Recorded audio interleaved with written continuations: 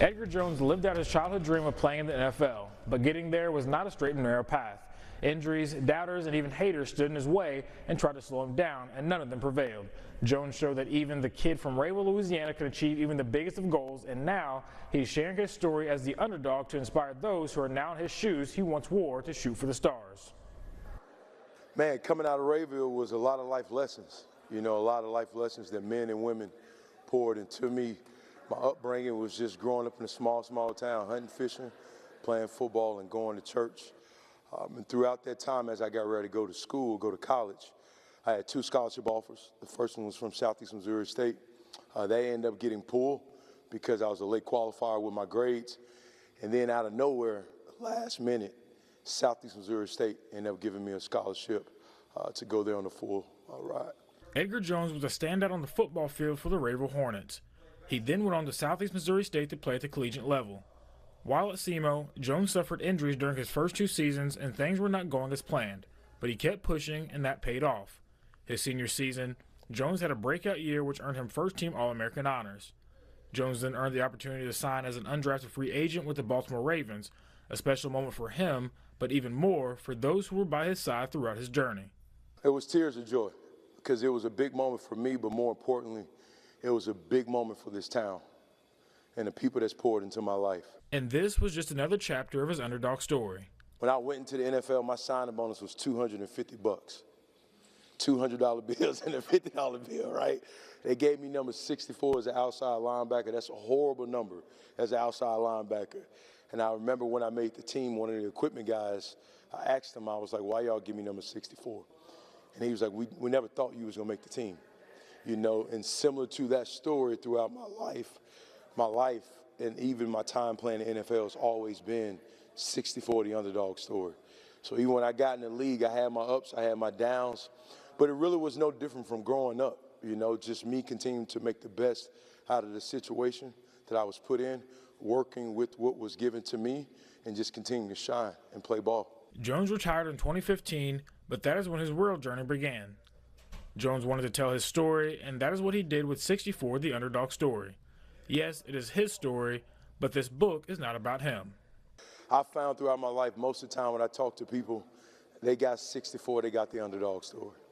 You know, regardless on what walk of life they come from, regardless if they play sports or not, when I get a chance to chat with them, they've talked to me about some type of adversity or some type of challenging situation that they've been through. Everyone wants to reach the top in a snap of a finger, but that's just not how life works.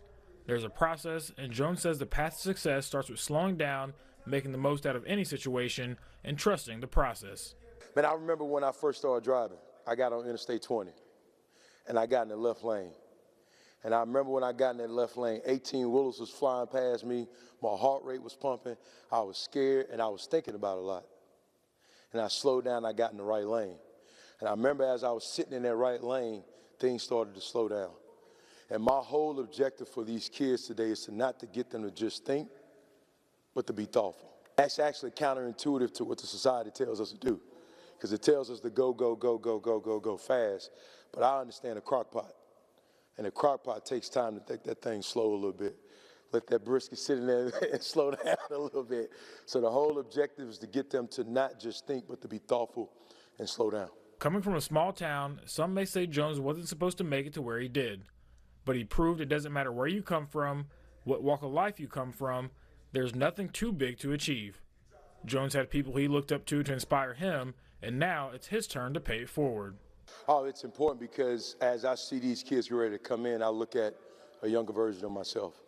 And I think about men and women throughout my life, especially during this time that came in to speak to us. They always left us with something, and I remember that. So for a day such as this, to be able to come back in, to show them like, hey, I walked up and down these streets, to be able to give them things that they can take and apply to their life right now, that's the gift of giving back. You can't put a price tag on that. And no matter how many times he tells his story, knowing he is playing a role in changing someone's life never gets old. Does it ever get less impactful when you tell it, just remembering what you went through to get where you are today? Nah, it doesn't. It does not at all, especially for days such as this when I'm able to also to go speak to audience, and then afterwards when they give me that feedback and they tell me, hey, when you said this was helpful. When you talked about this this was helpful. And that right there continues to recharge me, you know, and as I'm coming in and tell my story, I'm always, again, thinking about the audience, and then once I get that feedback, that's extremely important because, again, as a speaker, it's not about me, it's about the audience. Whether out of 100 kids, if it was 1 or 2 that came up to me, I did my job. That's all the time here in The Score. Have a great rest of your evening.